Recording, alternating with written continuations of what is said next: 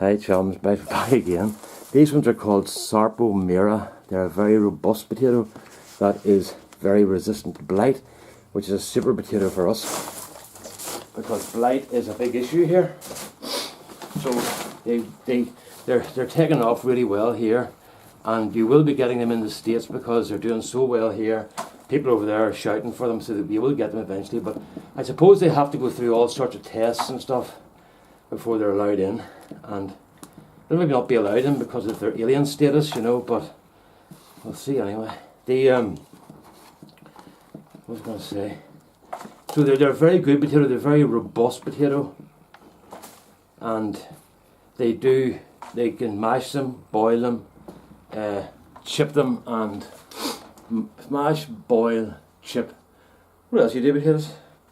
You mash them, you boil them, chip them, and I can't remember. Whatever they do, whatever you do, and they do well for everything. So that's that. So the other big news is that this week I was involved in setting up a wood turning exhibition in the Strade Struel Centre in Omagh in County Tyrone, which is over to the west here. And what it is it's like a sort of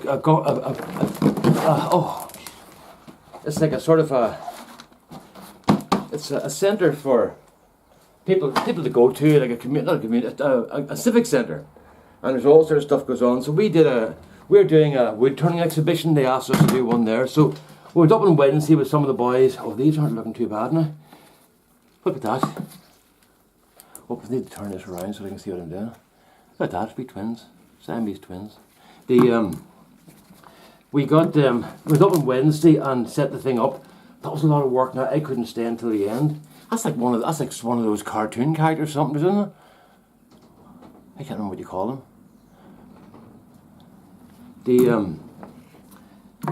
So we went up and set the whole thing up on Wednesday, and there's another one. Look, I think it's aliens have got into this pot, and it was good fun, you know. And then we went back up again on Thursday for the opening, and there's an opening with wine and cheese and little crackers and stuff, you know, at 7:30.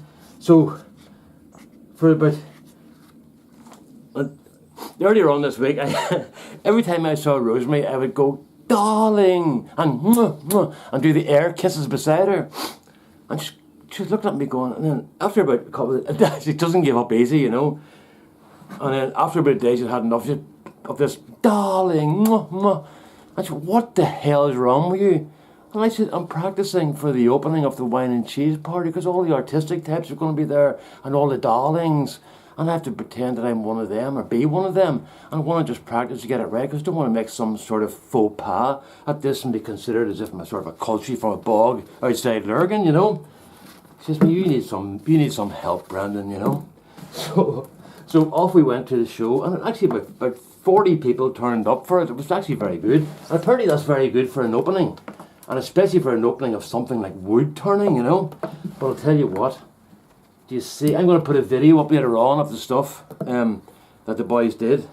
It is astonishing. Do you see, when you see this stuff set out in plinths and in glass cases and set up on beautifully arranged, artistically arranged, you're sort of looking at it going, did I really make that? You know? It makes your stuff look really, really nice. Now, you can sell it. I'm not selling anything, you know. I just give my stuff away usually, you know. So the only thing I would sell would be pens, basically, but that's because there's a wee shop there that wants them, and they can't get them anywhere else, you know. So I just do them for them, you know.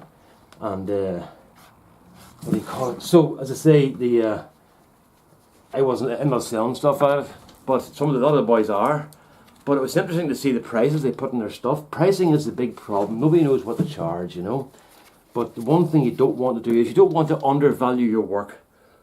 Because if you don't value your work, nobody else will. I was talking to a pen guy, and he's asking me how much I sold my pens for. And I said, well, those big ones are about $50. And he says to me, "You're too cheap." And I said, "Why?" He says, "I'm a pen collector."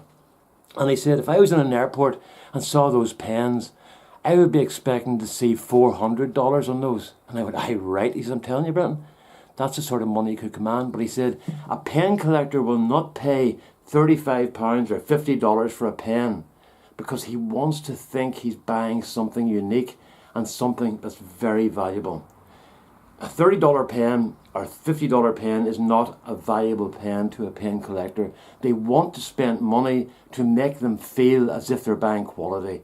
And he said, if you put your prices too low, people will think the pens are not the quality that they expect from a pen as a collector. Now, most people think that £35 or $50 for a pen is outrageous because they expect it to last for the rest of their lives, you know. I've only had 2 pens ever came back in 10 years. Both of them were accidents that had nothing to do with me. One of them was a pen that split in New York. A guy took it to New York and he had it sitting in a window in a skyscraper in a big office, and he left it in the heat, and it was made of African blackwood, which is very dense, and it cracked. The humidity was less than here, so it cracked, and so that wasn't my fault. And the other one was where a guy, instead of untwisting the pen, he pulled it apart. So that wasn't my fault either. So all the pens have always stuck together, you know, I hope. Like, probably somebody's going to say here, do you remember the pen I won in the competition? Well, it fell apart 2 days later. Well, I hope not, you know. So, where was it going with that there? About the pen themselves. Oh yeah, so we went up to the exhibition and with a good turnout. And it was really, really nice to see all the stuff set out. So I'm going to be putting a video up later. I'm going to put 2 up. There's going to be one where I'm talking and I'm showing you which bits I put in.